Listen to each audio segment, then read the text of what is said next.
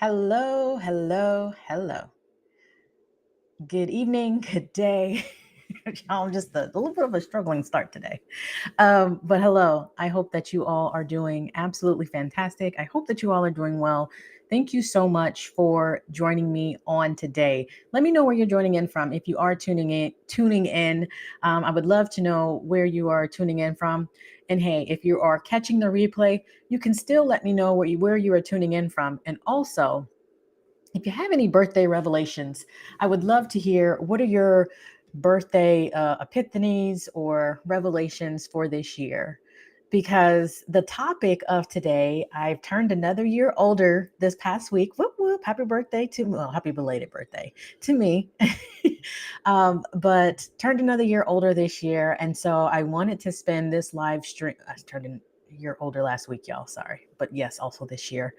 But I wanted to focus in this live stream on talking about the top 5 things that I wish I would have implemented sooner.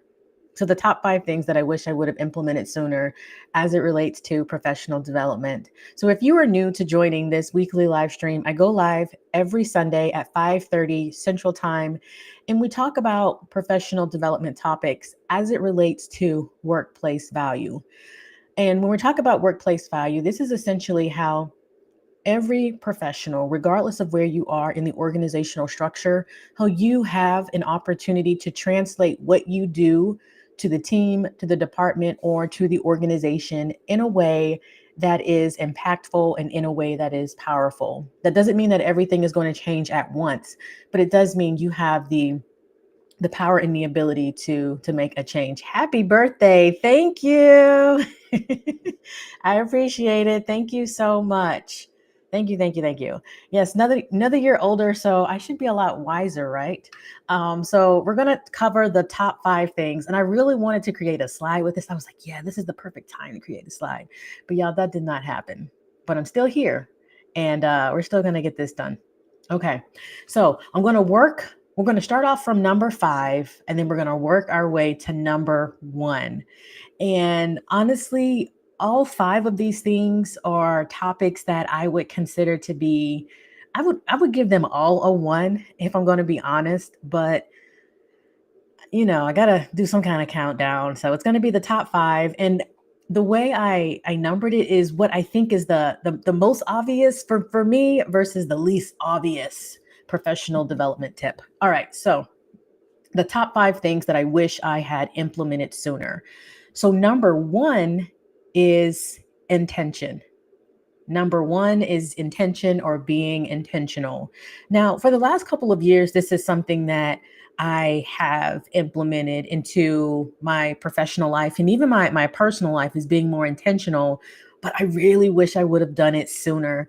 And this isn't necessarily a regret. I say this, I wish I would have done it sooner because it's one of those things that all of these things are like, if you want to go ahead and start putting this into folding this into your life however you can, because it can certainly impact it in the best of ways.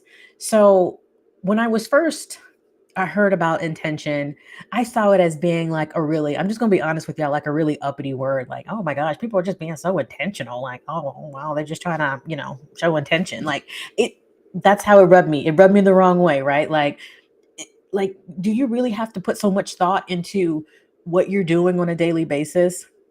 But the more I started to explore intention, I realized that it's not just about, um, you know, putting attention into each step that we do, but more so, it is about what is that outcome, that desired goal that we want. And when we are making decisions, when we are making choices, does it align with that?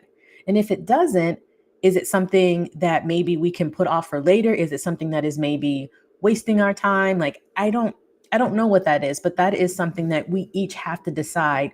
What are those goals? What those goals are, and then we have to be intentional with the conversations that we have, with the actions that we take to ensure that it aligns. So that's my number 5.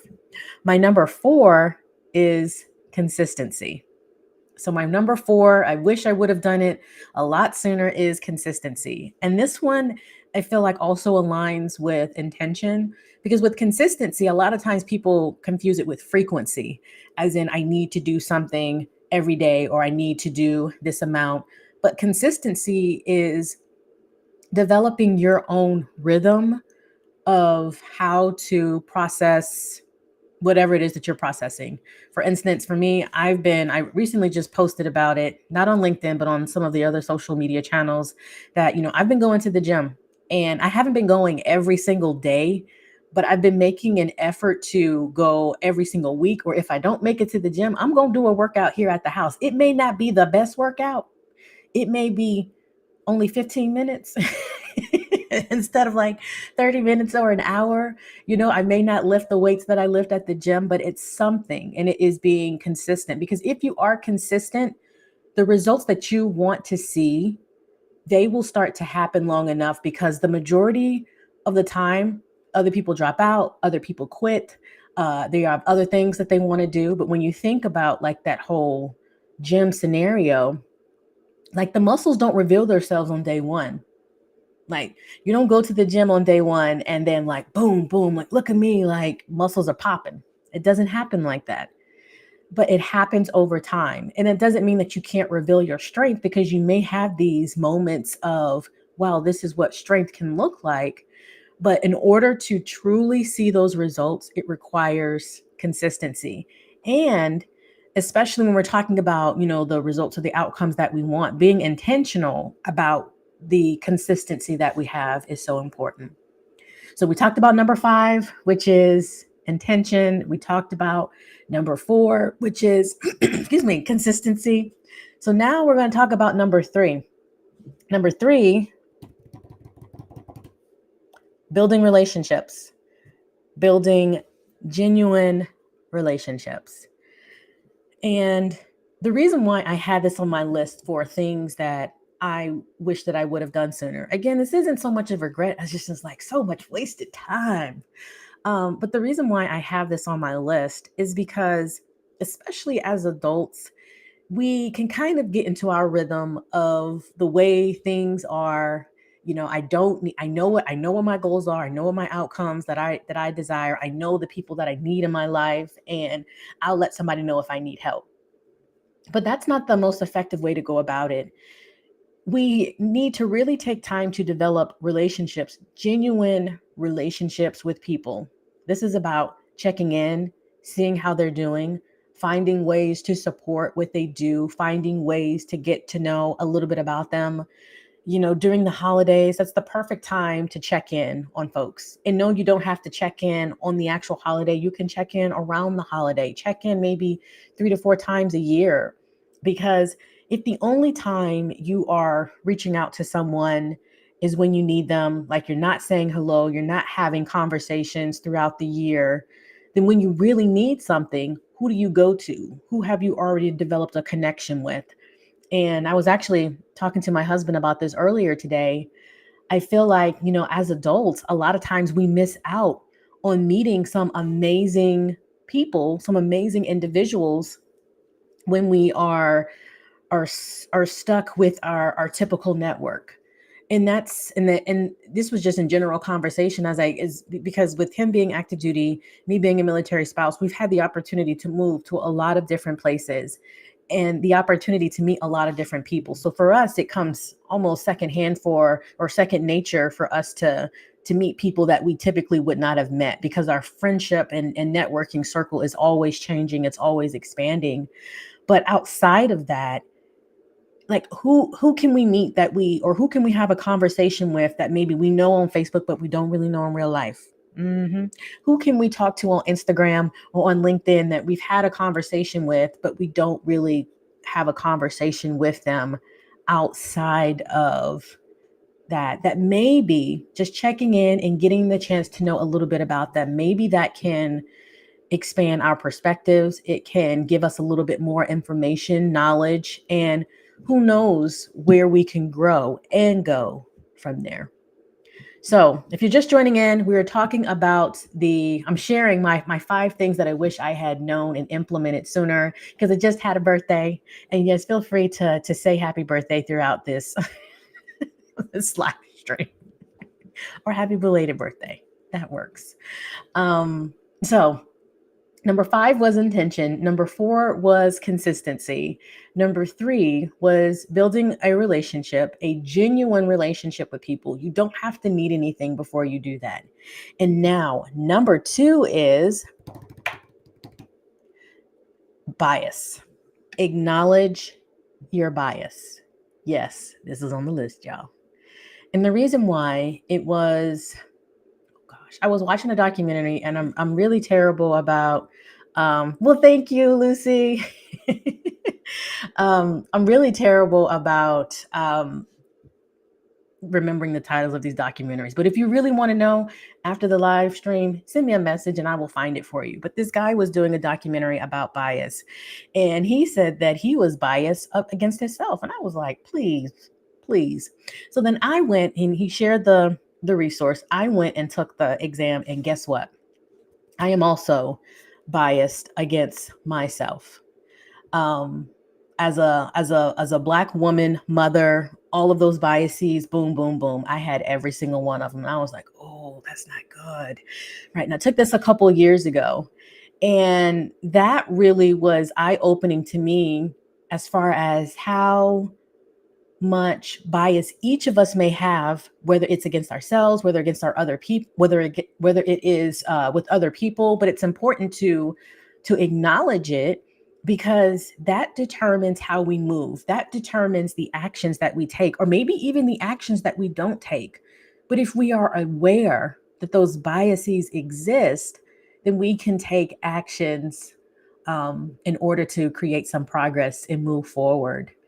And there's all different types of biases, but the one in particular, in addition to more general one, a more specific one, is a knowledge bias. And this one just really, boom, really hit me when I was like, ooh. And a knowledge bias is essentially when knowledge or information is just so, it comes so natural to us, or we are exposed to it so often that we don't really see it as being knowledge.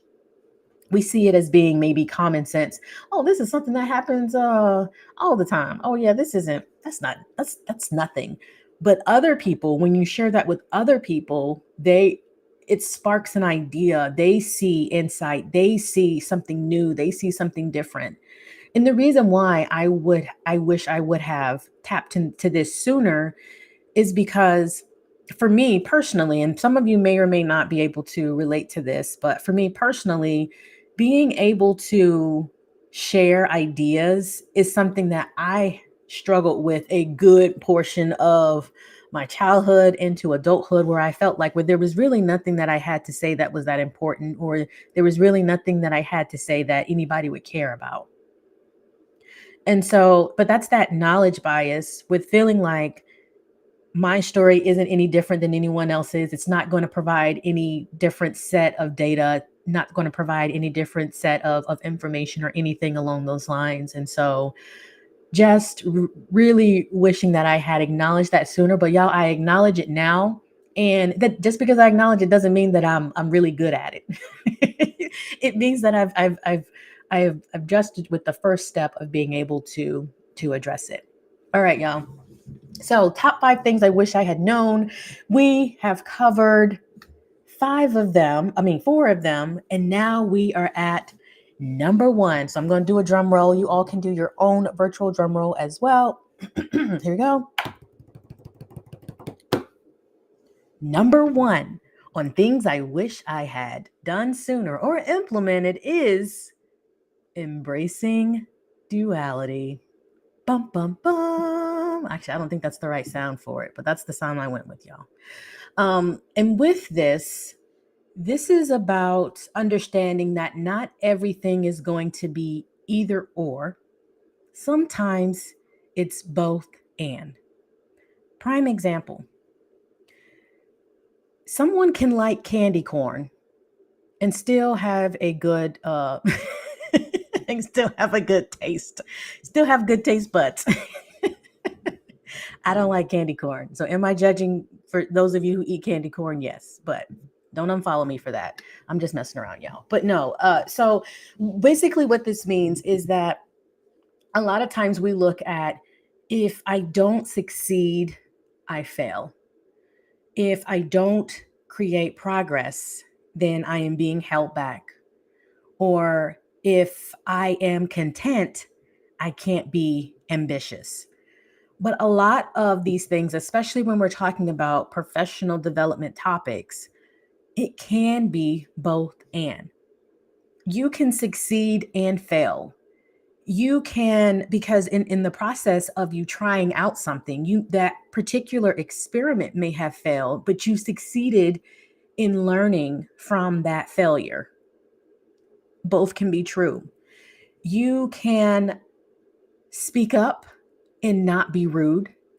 You can fight for a cause, a great cause, and still be seen as someone who is not positive. I mean, I think about the movie Wicked, not hopefully it's not a spoiler alert really, but Wicked or Maleficent, where we kind of see um, both sides of the positive and the negative. So embracing that duality. And the reason why I wish I had implemented that sooner is because recognizing that not everything is linear. Not everything is, this is what success looks like. It's going to look in all different types of ways. Sometimes you can make progress and not see it. Sometimes you can be consistent and not see the results that you want.